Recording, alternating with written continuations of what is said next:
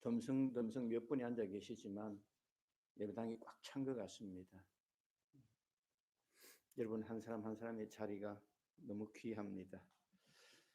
오늘 우리 거루터교회 창립 7주년 기념 예배인데 설교 제목이 좀 경박합니다. 무조건 남는 장사. 좀 허풍꾼, 사기꾼처럼 들릴 수도 있고요. 지난 1년이 넘는 시간 동안 그 팬데믹 기간 동안 많은 분들이 힘들었겠지만 제일 힘든 분들이 뭐 식당이나 이런 조그마한 자영업 하시는 분들 아닙니까? 장사하시는 분들이 제일 힘들 텐데 투자한 것은 있는데 나오는 보상이 없으니까 그 1년의 시간을 버티는 게 얼마나 힘들었겠습니까? 그런 분들한테 오늘 설교 제목이 무조건 남는 장사라서 속이 좀 뒤틀릴 수도 있겠다 이런 걱정도 좀 됩니다. 그렇지만 오늘 본문 말씀을 곰곰이 묵상해 보시면은 이 제목이 결코 사기가 아니라는 거 여러분 알게 될 겁니다. 그리고 어떤 설교는 내용을 다 잊어버려도 제목만 기억해도 성공적인 설교가 될 수 있는데 저는 오늘 설교가 그렇다고 생각을 합니다. 무조건 남는 장사. 이 제목이 단순 무식하지만 때로는 단순 무식한 한마디가 더 뚜렷하게 우리 가슴에 새겨질 수도 있다 이런 생각을 해봅니다. 같이 본문을 보겠습니다. 누가복음 19장 11절부터 27절까지 말씀입니다.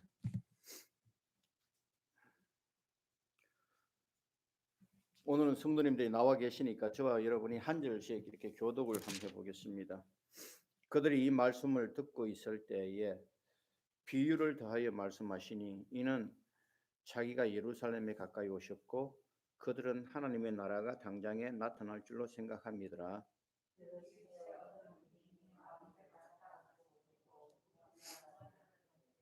그 종녀를 불러 은하 10문화를 주며 이르되 내가 돌아올 때까지 장사하라 하니라.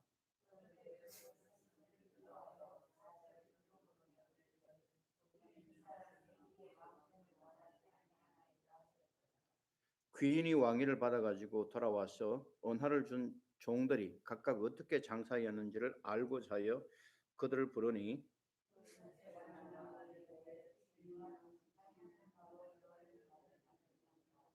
주인이 이르되 잘하였다 착한 종이여 네가 지극히 작은 것에 충성하였으니 10골 권세를 차지하라 하고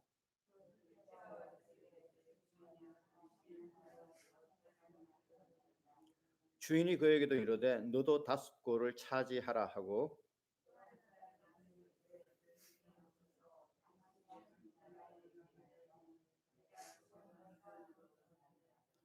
이는 당신이 엄한 사람인 것을 내가 무서워함이라. 당신은 두지 않은 것을 취하고 심지 않은 것을 거두나이다.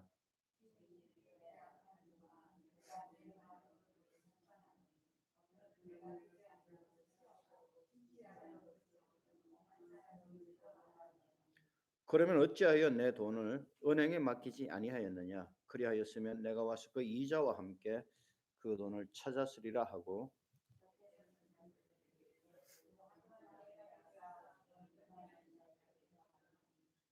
그들이 이르되 주여 그에게는 이미 10문화가 있나이다.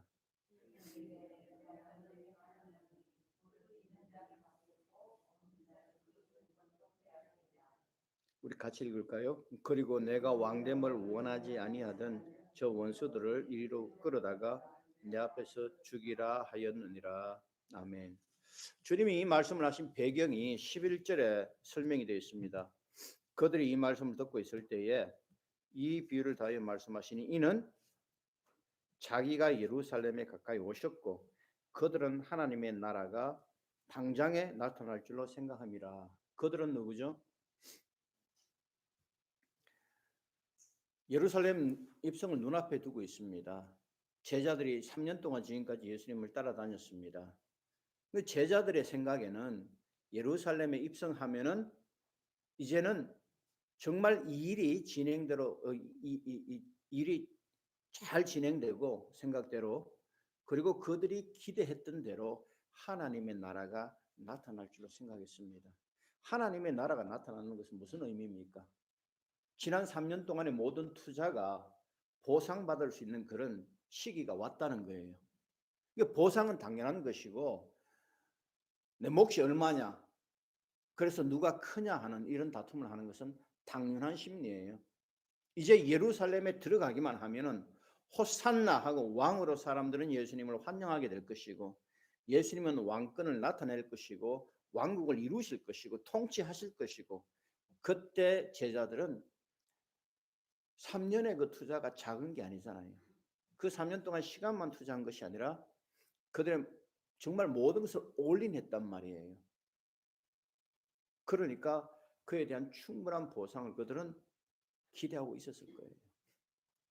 그런 제자들에게 주님이 주신 말씀, 이 비유를 하신 말씀, 그 의도가 뭐냐 하면은, 너희들의 기대처럼 예루살렘에 들어간다고 해서 하나님의 나라가 이루어지는 것이 아니다. 나의 통치가 시작되는 것이 아니다. 그리고 너희들에게 보상의 시간들이 다가오는 것이 아니라 오히려 내가 예루살렘에 들어가면은 너희들의 기대와 달리 나는 왕위에 앉는 것이 아니라 십자가에 걸릴 것이다.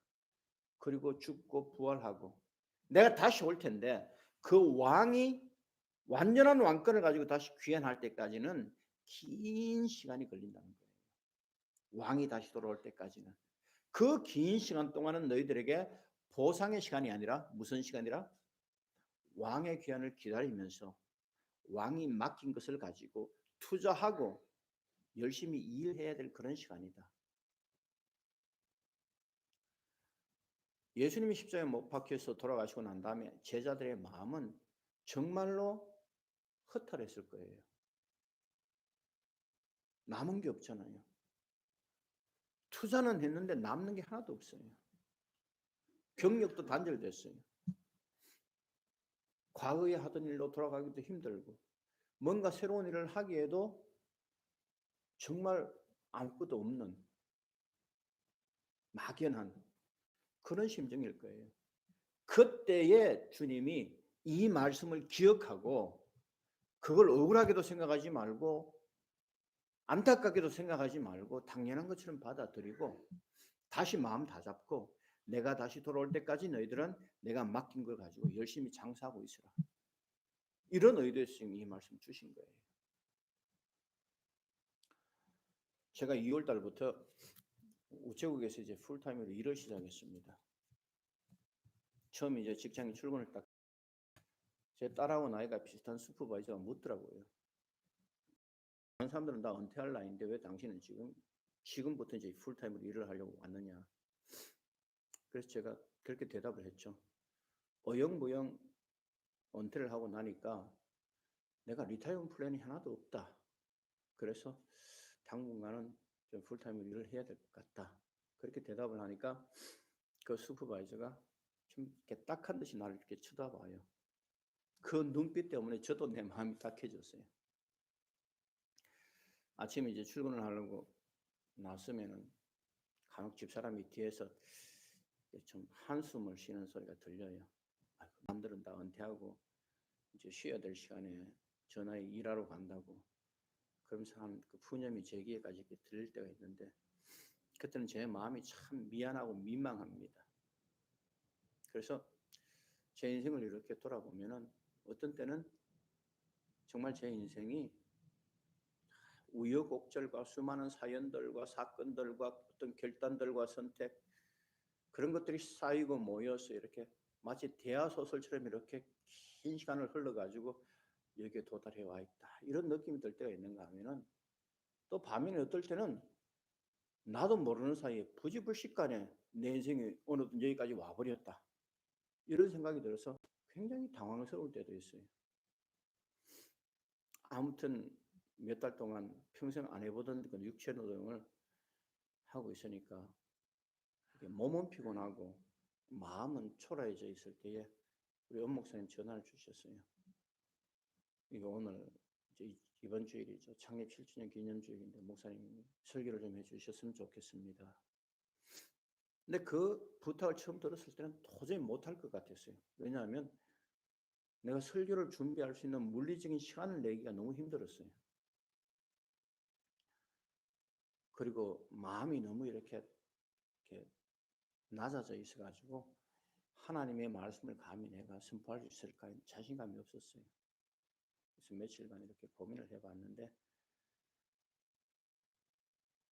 그 결과 이런 기회에 제가 설교까지 안 하면은 내 영혼이 너무 침체될 것 같아서 제가 은혜롭게 설교를 할 그런 자신도 없고 뭔가 말씀이 준비된 것도 아니지만 나를 위해서 내가 설교를 해야 되겠다.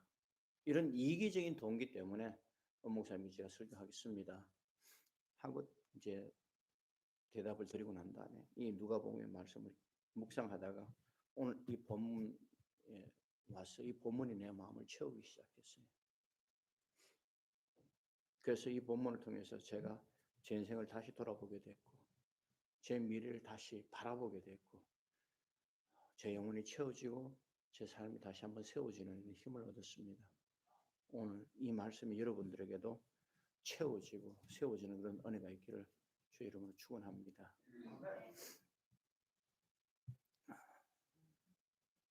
이 말씀은 그때 당시에 이 말을 듣던 모든 이스라엘 사람들이 이게 뭘 의미하는구나 하고 이해할 수 있게끔 실제에 일어났던 사건을 배경으로 주님이 그 이야기를 차용해 오셨어요. 헤롯 왕이 죽었습니다. 그 아들 아켈라오가 아버지 왕권을 이어받아서 이스라엘의 왕이 되기를 원했는데 그러려면 로마 황제가 승인을 해줘야 된단 말이죠. 그래서 그 왕위를 승인받기 위해서 로마까지 갔습니다. 그동안 일부 이스라엘 사람들이 뒤로 사람을 로마로 보내가지고 황제여 우리는 이 사람이 우리의 왕이 되는 것을 원치 않습니다 하는 메시지를 왕에게 전했어요. 황제에게 전했어요. 그 결과 로마 황제 아우구스투스가 아켈라오의 왕위를 승인을 하기는 했는데 그 권한을 대폭 축소시켜 버렸어요. 그러니 아켈라오가 돌아와가지고 자기가 왕 되는 것을 반대했던 사람들에게 보복을 하지 않겠습니까? 그런 사건이 실제로 있었단 말이에요. 이 스토리를 주님께서 차용해가지고 이 비유의 말씀을 주셨는데 그 실제의 사건하고 전혀 다른 교훈들을 주님께서 이 비유의 말씀 속에 담아 우리에게 주셨어요. 그 첫 번째 주님 우리에게 주시는 깨우쳐 주시는 진리가 뭐냐 하면은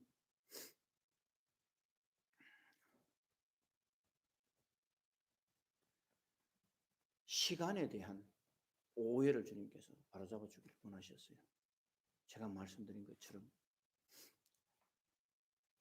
예수님의 예루살렘 입성은 흔히 사람들이 종려주일이라고 이야기하는 것처럼 종려나무 가지를 흔들면서 왕의 입성을 환영하는 그런 행사로 펼쳐집니다. 그렇지만 실제로 그 사건이 예수님의 왕되심을 확증하고 왕의 통치를 시작하는 그런 시간들은 아니다. 그러니까 당장 예루살렘 입성과 함께 왕의 통치가 시작되고 그 다음에 왕이 자기에게 충성했던 사람들에게 은혜를 베풀고 상급을 베풀고 그 투자를 갚아줄 거라고 생각하지 말라는 거죠. 그 시간에 대한 오해를 주님께서 먼저 불식시켜 주십니다. 그리고 제가 말씀드린 것처럼 그 긴 앞으로 왕이 이 세상에 안 계실 그 긴 보좌의 시간 동안 너희들이 주목하고 그 다음에 마음을 다 쏟아서 해야 될 일이 있다. 그 시간에 대한 오해를 불식시키기 위해서 주님께서 이 말씀을 주신 것이고 두 번째는 10명의 종을 불러가지고 10개의 문화를 하나씩 나눠줬어요. 그러니까 이 문화가 뭐냐 하는 것. 문화는 지금 요즘 우리 계산 가치로 환산하면 10,000불 정도 됩니다. 적지 않는 돈이에요. 근데 이 각각 10명의 종에게 하나의 문화를 나눠줬다. 근데 10이라는 숫자는 모든 종들을 향한 상징적인 숫자입니다. 그러니까 주님께서 왕께서 당신의 종들에게 모든 사람들에게 다 각각 뭔가 하나님 나라를 위해서 투자할 수 있는 그런 것들을 다 맡겨주셨다는 거예요. 그래서 이 문화는 말 그대로 이게 재물일 수도 있고 재능일 수도 있고 기회일 수도 있고 뭔가 우리가 이 땅에서 하나님의 나라를 위해서 하나님의 뜻대로 우리가 투자할 수 있고 활용할 수 있는 어떤 자원들을 상징한다 이렇게 이해할 수가 있습니다. 그래서 모든 사람이 말하자면은 모든 종들에게 예수님의 왕권을 인정하는 예수님을 왕으로 인정하는 모든 종들에게는 주님이 다 각각 뭔가를 다 주셨어요. 그래서 아무것도 나는 받지 않았다 이런 사람들은 없단 말이에요. 자기 주머니에 이렇게 틀어 보이면서 난 아무것도 없는데 이런 사람들은 왜 그런 착각을 하느냐 하면은 하나님의 나라가 아니라 내가 나를 위해서 쓸 자원을 찾아보니까 내 주머니가 자꾸 비어 있는 것 같은 느낌이 드는 거예요. 근데 나를 위해서가 아니라 하나님의 나라를 위해서 하나님의 뜻대로 누군가를 섬기기 위해서 내가 가진 게 없나를 보면은 아무것도 없는 사람은 아무도 없다는 말이에요. 얼마 전에 그런 운동이 전 세계적으로 유행했죠. 프리 허그 운동. 광장에 서서 누구든지 허그가 필요한 사람 내게 오십시오. 묻지도 않고 따지지도 않고 내가 안아드리겠습니다. 근데 너무나 많은 사람들이 그런 따뜻한 포옹을 필요로 했어요. 이거 돈 드는 일 아니잖아요. 내가 누군가를 위해 가지고 뭔가를 해주고 싶다는 마음만 있으면 누구나 다 할 수 있는 일이에요. 요즘 우리 에이시안들에 대한 그 인종차별, 그 폭행이 굉장한 문제가 되고 있어요. 마음이 너무 아픈 일인데 에이시안 노인들이 폭행을 당하는 걸 까닭 없이 길 가다가. 오클랜드에서 어떤 젊은 사람들이 몇 명이 모여가지고 무슨 운동을 시작했느냐 하면은 같이 걸어주기 운동을 시작했습니다. 위험하니까 노인네들이 혼자 길을 걷는 것이 위험하니까 그냥 청년들이 옆에서 같이 걸어주는 거예요. 그 노인이 가는 데까지. 이게 오클랜드에서 시작됐는데 지금 미국 전역으로 퍼져나가고 있어요. 그래 내가 나를 위해서 뭔가를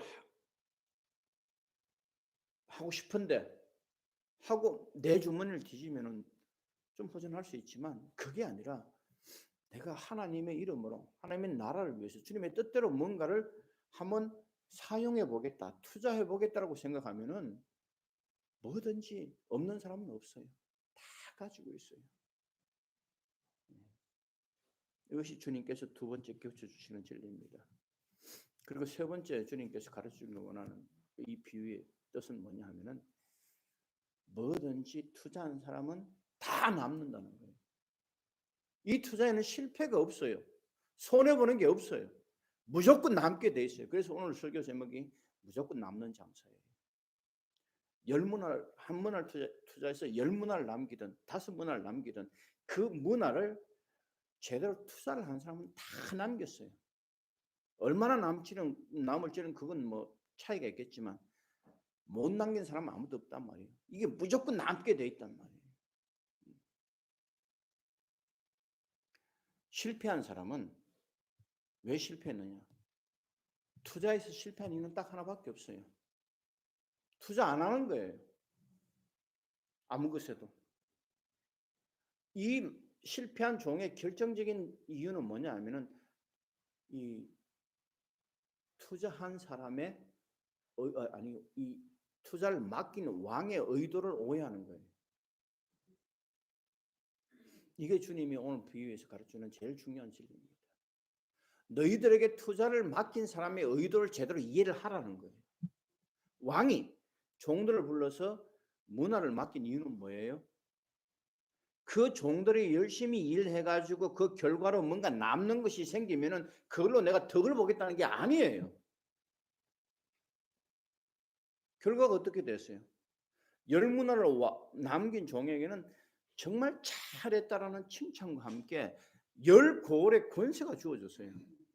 남긴 열 문화는 그대로 종이 다 자기가 가지고 주인에게 돌려준 게 아니에요. 남는 것도 내 거예요. 근데 그 문화하고 비교할 수 없는 열 고을의 권세를 왕이 그 종에게 맡겼다. 그러니까 이 일을 맡긴 왕의 의도는 뭐냐 하면은 종들을 통해 가지고 뭔가를 내가 남기겠다는 것이 아니라 이 종들에게 엄청난 어떤 왕의 권세로 그 통치의 권한을 나눠주고 싶은데 그걸 나눠주기 위한 구실로 일을 맡기고 투자를 하게 하는 거예요. 이게 왕의 의도예요. 다시 오실 주 예수 그리스도께서는 하나님의 나라가 완성될 때에 엄청나게 많은 것들로 우리에게 나눠주기를 원하시는데 이걸 주고 싶어서, 그래서 이걸 나누고 싶어서 그 구실로 우리에게 일을 맡기고 문화를 맡기고 그걸 가지고 장사하라, 열심히 한번 해봐라, 투자해봐라. 하나님의 나라를 우리와 함께 나누어 주시기 위해서, 그 의도 때문에 왕은 문화를 종들에게 맡긴 거예요. 실패한 종이 가지고 있었던 그 실패한 종의 결정적인 그 실패의 원인은 이 왕의 마음을 오해한 거예요. 완전히. 우리가 주님의 마음을 오해할 수 있단 말이에요. 우리가 신앙생활을 하면서 보세요. 신앙생활하면서 괜히 억울한 사람이 있어요. 섭섭한 사람이 있어요. 예배도 내가 드리고 헌금도 내가 드리고 충성도 내가 하고 봉사도 내가 하고 내가 하기 위해서 내가 다 드리는 것 같아. 그런데 주님이 나한테 주신 건 뭐예요? 아무리 생각해봐도 신앙생활에서 플러스 마이너스 따져보니까 내가 손해보는 것 같아. 내가 하나님한테 드린 게 더 많아. 하나님이 나한테 준 건 거기에 비해서 너무 없는 것 같아. 그래서 괜히 억울한 거예요. 섭섭한 거예요. 이게 실패한 종의 마음이에요. 왕이 나를 이용해가지고 내 노동력을 착취해가지고 왕이 덕을 보려고 하는구나. 그래서 섭섭하고 억울한 거예요. 아닙니다. 하나님이 돈이 없어서 우리한테 헌금하라는 거 아니에요. 하나님이 하나님의 주머니를 채우기 위해서 우리한테 11조를 달라는 게 아니에요. 만약 여러분 마음속에 이제 나도 주님께 열의 하나를 드려야 되겠다. 거룩한 11조를 구별해서 드려야 되겠다. 이런 감동이 생겼다면 그건 무슨 의미냐면은 하나님께서 나에게 엄청난 것으로 천국에서 나에게 상급을 주시기를 기뻐하시는구나. 그래서 나한테 이런 거룩한 부담을 주시는구나. 이렇게 이해를 하셔야 된단 말이에요. 뭔가 내가 하나님 나라를 위해서 이제 나도 좀 충성을 해봐야 되겠다.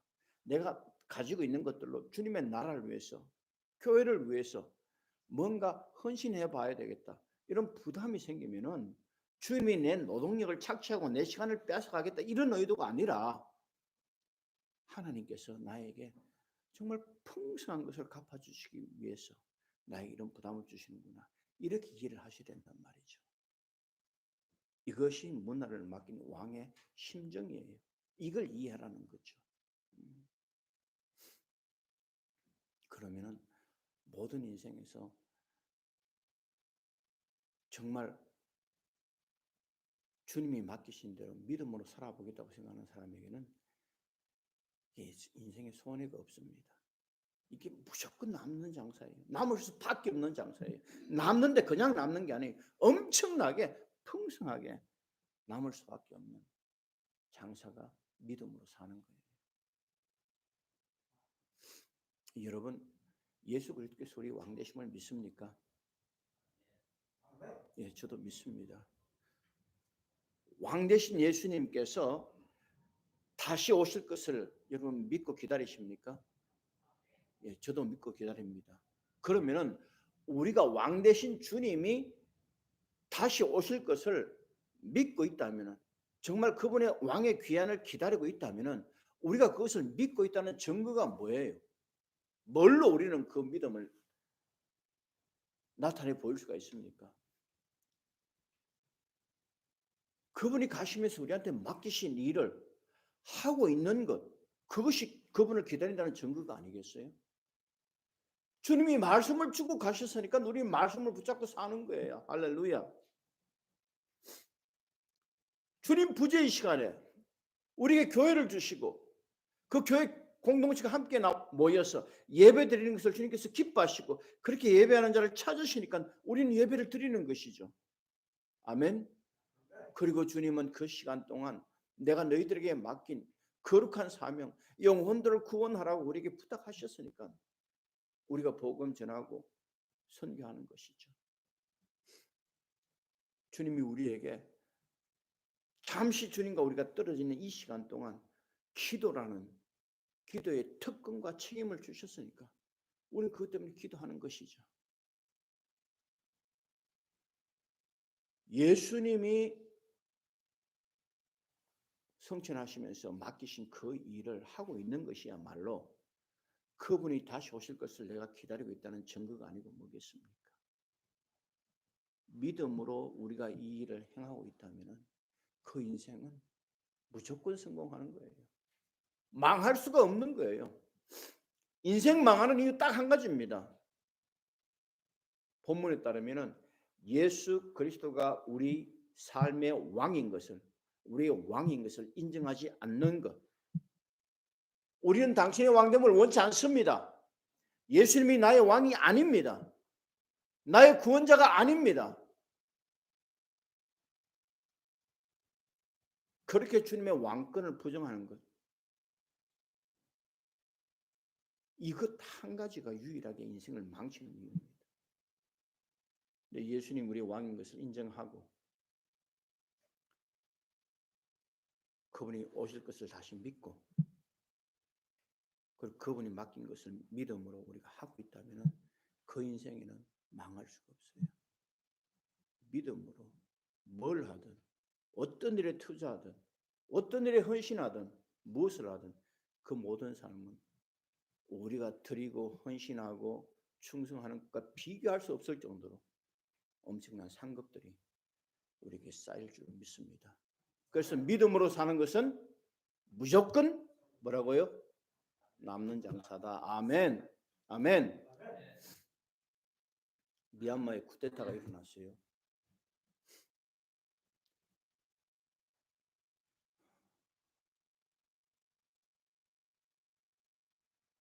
송광배 선교사님 부부는 성경 번역 계속했습니다. 그러니까 그 선교 단체에서 모든 소속 선교사들은 미얀마를 철수하라고 그렇게 결정을 했습니다. 그래서 지난 3월 9일 날 이 부분 한국으로 나왔습니다. 무사히 한국에 도착했습니다 하는 연락을 받고 제 마음도 이제 안심이 됐습니다. 그런데 그런 결정을 해주는 그 선교 단체가 없는 우리 장성호 선교사님 또 만다레스 사역에 있는 신정수 선교사님은 거꾸로 이분들은 한국에 나와 있다가 미얀마로 돌아가기를 결정했어요. 그리고 신정수 목사님은 이미 돌아가셨고 장성호 선교사 부부는 내일 모레 23일 날 비행기로 미얀마를 다시 들어갑니다. 이게 걱정이 좀 됐어요. 좀 되는 게 아니라 좀 많이 됐어요. 나와야 될 텐데 돌아갈까. 그리고 걱정하면서 생각해 보니까 그분들 입장에서는 갈 수밖에 없는 거예요. 만약에 그럴 리는 없지만 만약에 엄목사님과 사모님이 잠시 한국을 방문하고 계신데 미국에 막 내전이 일어났어요. 미국에 전쟁이 일어났어요. 그래서 우리 거룩하게 교회 교인들이 엄청난 지금 곤란과 위험에 처해 있어요.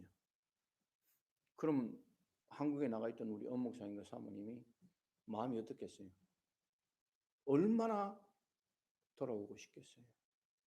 아, 우리 전쟁 피해서 나왔으니까 다행이다. 안 들어가야지. 이런 마음이 들겠어요? 아니면 그 빨리 돌아가서 우리 교인들 옆에 내가 있어줘야지. 이런 마음이 들겠어요?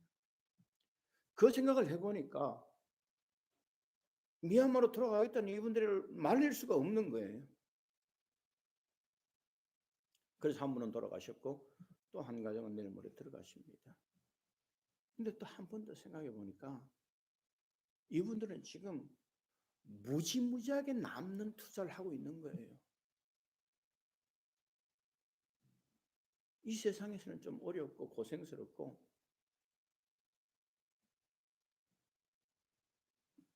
곤란할지 몰라도 저쪽 동로에서는 엄청나게 남는 투자를 하고 있는 거예요.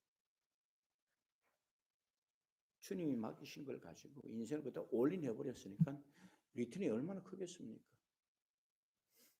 이렇게 생각을 하고 나니까 그분들이 다시 미얀마로 돌아가는 일에 대해서 그렇게 제 마음에 부담이 좀 없었어요.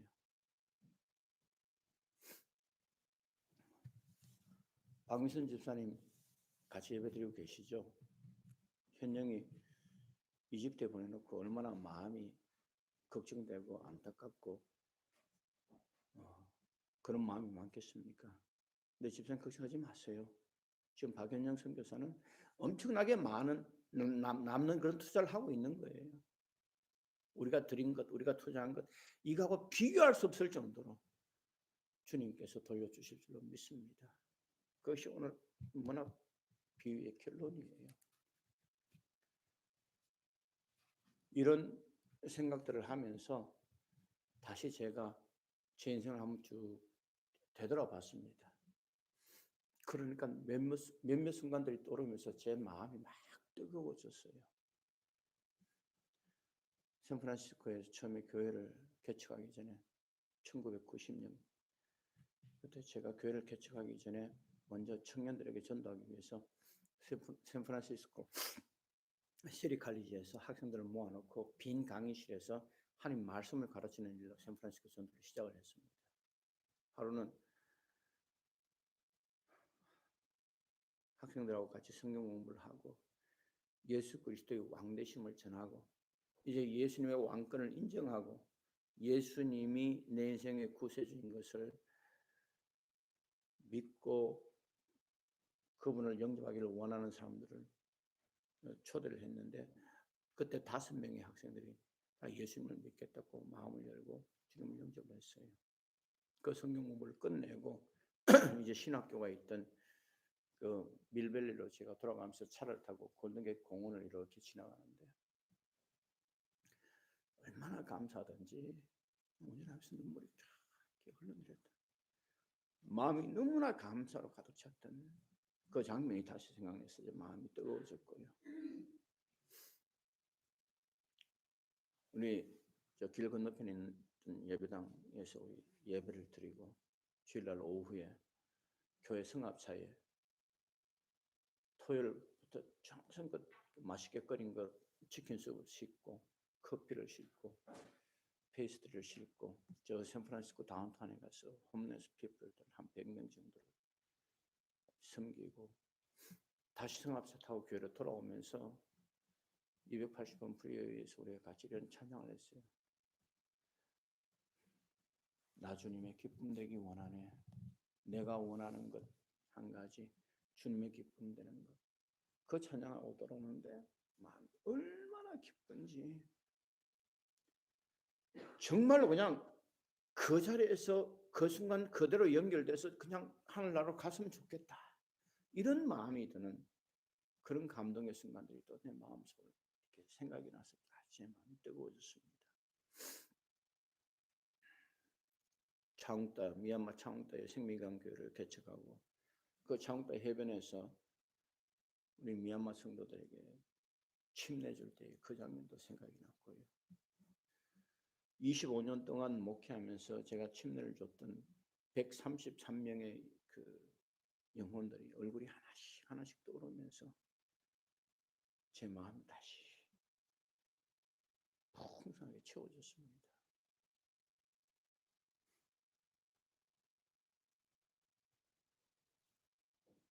몸은 피곤하고 마음은 초라했었는데 주님이 그런 순간들을 다시 이렇게 기억나게 해주셔서 이 말씀이 저를 다시 채워줬고 저를 다시 세워줬고 저를 다시 살리는 것을 그때 느꼈습니다. 혹시 여러분들 중에 그래도 임 목사님은 목사였고 목회를 했었고 하니까 그렇게 채워줄 수 있지만 여전히 내 마음은 가난하고 내 주머니는 비어 있습니다. 이렇게 생각하시는 분이 계실지 모르겠습니다. 그러나 그렇지 않습니다. 여러분 생각해 보세요. 지난 7년 동안 하나님께서 우리 거루트의 교회를 위해서 해주신 일들을 생각해 보세요. 지난 7년 동안 우리 거루트의 교회가 해온 모든 일들이 우리가 한 일이에요. 왜냐하면 우리가 교회니까요.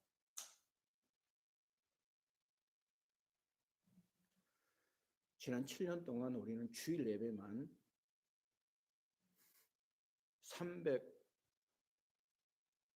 364번을 드렸습니다. 주일 예배만. 그런데 그 예배 한 번 한 번 드릴 때마다 그냥 드린 것이 아니라 그 예배가 이 땅에서 우리가 주님께 드릴 수 있는 단 한 번의 예배인 것처럼 우리 엄 목사님이 예배를 그렇게 준비하고 그렇게 드렸단 말이에요. 그렇지 않습니까, 여러분? 그런 예배를 우리는 364번을 같이 드렸어요. 특히 지난 1년간은 우리가 같이 모이지를 못하니까 지금 여러분들이 이렇게 뜨문뜨문 앉아있는데 제가 예배당이 다 가득 차 있는 것처럼 느낀다고 그랬잖아요. 우리 목사님 마음이 그럴 거예요. 텅 빈 예배당에서 목사님, 사모님 두 분이 예배를 준비하고 예배를 인도하고 그렇게 예배를 드려왔어요.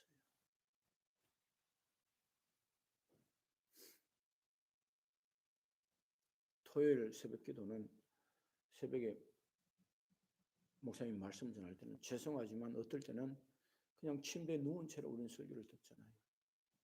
저는 그랬어요. 근데 그 예배를 준비하는 목사님은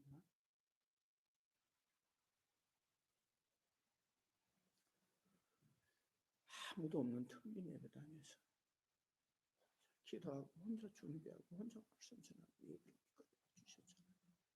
그러면서도 지난 1년간 한 번도 빠짐없이 우리는 같이 예배를 드렸단 말이죠.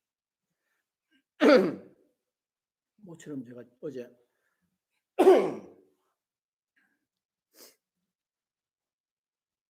예배당에 오니까 그래도 모처럼 제가 주일 설교를 하니까 목사님 이번 한 주는 좀 편히 쉬겠거니 하고 생각했는데 목사님이 계시더라고요. 하루 종일 앉아 저 책상에 앉아서 책을 보고 계셨더라고요. 그래서 잠시 우리가 이제 교회 뜰에 나가가지고 잠시 얘기를 나누었습니다. 목사님 그런 말씀하시더라고요. 그래도 주일 예배에 저도 참석하고 우리 탁선 집사님도 나와주시고 그래서 얼마나 고마운지. 근데 일주일 내내 예배당에 혼자 계시죠. 일주일 내내 한 번도 성도들의 얼굴을 볼 수가 없잖아요. 그리고 주일 날도 그렇게 예배를 인도하고 있으니까 어느 날은 예배당에 나와가지고 혼자 방에 책을 보다가 이렇게 뜰에 잠깐 나와서 이렇게 있는데 갑자기 길을 잃어버린 것 같은 느낌이 들더래요. 내가 여기서 뭘 하고 있지 지금? 혹시 내가 길을 잃어버린 게 아닌가? 이런 생각이 들어서 너무 무서워가지고 막 빨리 다시 책상으로 돌아와가지고 책에 파묻혔대요. 그 이야기를 들으면서 제 마음이 참 아프고 안타까웠습니다. 우리 목사님 지난 1년 동안 정말 외로우셨구나.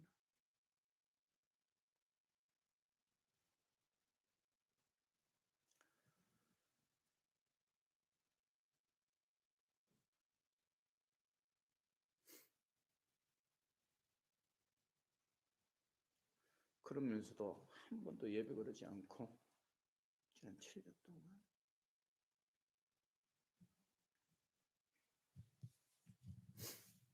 우리 목사님한테 우리 박수 한번 보내주세요. 사모님한테 감사합니다. 우리는 그렇게 지난 7년 동안 364번의 예배를 같이 드려왔습니다. 주일 예배만. 근데 그 생각을 하다 문득 이게 연상이 됐어요. 솔로몬이 왕이 되고 난 다음에 제일 먼저 한 일이 하나님 앞에 1,000번의 예배를 드린 것이었어요. 1,000번의 예배를 성껏 드리고 나니까 주님이 꿈에 나타나셔. 솔로몬아, 내가 너한테 뭘 해줄까? 이렇게 주님이 말씀하셨잖아요. 그 생각이 이렇게 연상이 되면서 하나님이 우리 그루트기 교회 예배도 참 기쁘게 이렇게 받아주셨구나. 364번의 주일 예배를 받으시면서 솔로몬이 하셨던 그런 마음이 지금 앞에 들지 않았을까? 이런 상상이 되니까 제 마음이 팍 뜨거워지는 거예요. 우리는 그렇게 예배를 드려왔고요. 매번 예배를 드릴 때마다 우리 박현영 선교사님하고 장성규 선교사님이 기도를 했잖아요.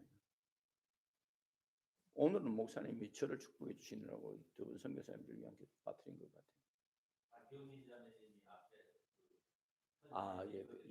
그랬군요. 예. 저는 어느 교회가 주일 예배에서 한 번도 빠짐없이 선교사님들의 이름을 부르면서 기도하는 그런 교회를 본 적이 없습니다. 우리가 장성규 선교사님과 박현정 선교사님을 파이낸셜이 얼마만큼 스포트하는가 그건 그렇게 많지 않을지 몰라도 그러나 매 주일 예배에서 우리는 선교사님들을 위해서 기도한단 말이에요. 이건 굉장히 귀한 일이라고 생각해요. 그리고 교회가 선교사님들을 위해서 참 그 두 분 선교사님을 위해서 어느 교회보다 못지않는 큰 후원을 드리고 있다고 저는 생각을 해요. 그렇게 우리 선교사님들하고 협조해 왔고 매년 홈레스 피플들을 위해서 우리가 뭔가 교회가 할 수 있는 최선의 정성스러운 선물꾸러미를 만들어서 전달하고 있고요. 그리고 지난 7년 동안 우리가 함께 예배드리면서 침례를 줬던 사람들의 얼굴이 다 떠올랐어요. 제리스팍의 그 연못 호수에서 우리 홍일영 자매님하고 최수영 자매님 침례받던 그 장면 생각나고요. 도너레이크가 내려다보이는 그 절벽 위에 그 멋있는 에어비앤비 하우스에서 그 월풀에서 우리 엄석주 형제님 침례받던 장면. 우리 아름다운 예배당 뒷뜰에서 간이 풀장 만들어 놓고 황경민 자매님하고 우리 김영숙 자매님, 우리 윤성희 자매님, 박미란 자매님, 그리고 또 김옥순 자매님, 우리 5분 침례받던 그 모습 생각나고요.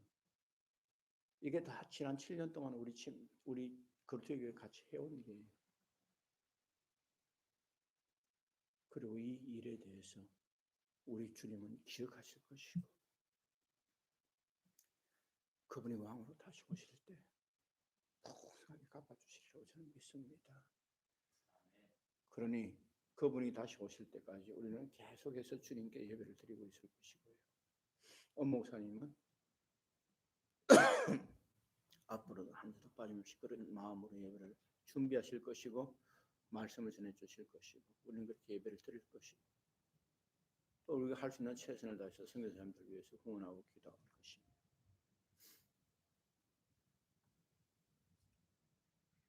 주님이 우리에게 맡기신 것이 무엇이든 간에 그 문화 가지고 우리가 충성 다하면은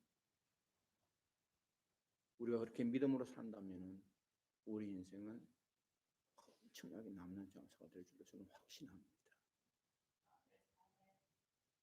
주님이 장사라고 이야기하시니까 저도 장사란 말 그대로 쓸게요. 여러분 우리 인생은 믿음으로 사는 인생은 무조건 남는 장사입니다. 아멘. 이 장사 주님 오실 때까지 우리 다 같이 그리스도의 교회라는 이름으로 모여서 좀 신나게 재밌게 그리고 아주 익사이팅하게 잘 해나갈 수 있기를 주의 이름으로 축원합니다. 아멘. 기도하십시다.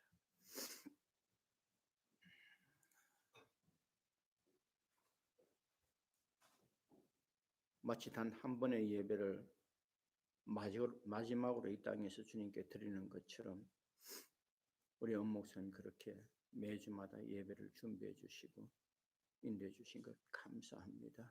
그 예배 우리 주님 기쁨으로 받으실 줄로 믿습니다. 솔로몬의 1천번제를 받으신 주님께서 우리 거리토의 교회 예배를 받아주시고 주님 그 예배를 통해서 영광 거두어 주옵소서. 우리 집사님들, 운영위원들 지난 7년 동안 참 많이 수고하고 헌신하고 충성해 주셨습니다. 주님 기억하여 주옵소서. 그리고 저들의 삶을 넘치도록 채워주시옵소서.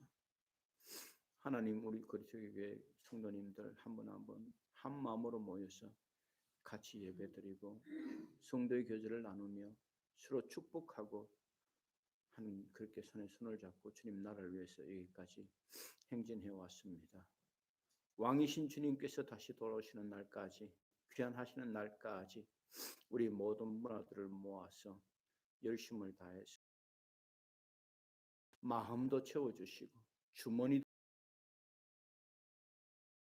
충만하게 채워주옵소서. 주님이 다시 오시는 날까지 그렇게 예배하며 그렇게 봉사하며 그렇게 충성하는 거르토교회 교회